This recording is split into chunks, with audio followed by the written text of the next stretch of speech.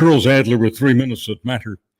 Canada is now on track to welcome around, listen to this number, 900,000 international students in 1 year, this year. 900,000, according to Immigration Minister Mark Miller.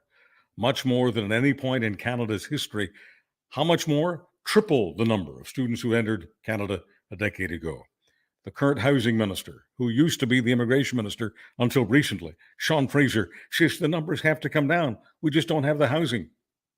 It was definitely him, say Russian authorities, the head of the so-called Wagner group of Russian mercenaries, Yevgeny Prigozhin, among 10 people killed in a plane crash caused by the shoot down of the plane that he was in.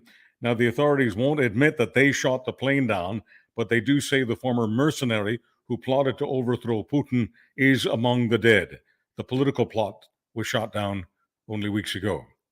Roman Baber is a candidate for the Poilievre Conservatives in the 905 area code suburbs of Toronto. Some may remember Baber for having been a leadership candidate. He actually ran against Poilievre for the Conservative Party leadership. Baber is now exploiting the death of Sheila Lewis in Alberta.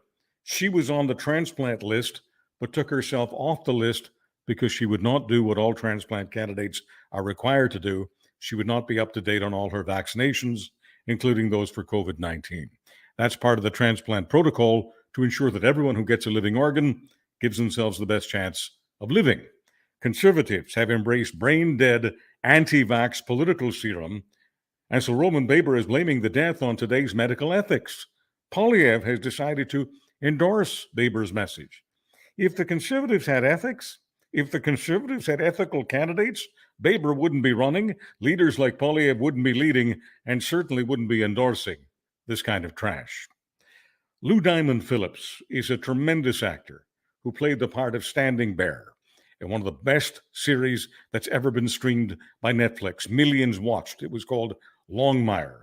Phillips will always be known as the guy who starred in La Bamba, a movie made 4 decades ago based on a song recorded by the late Ritchie Valens.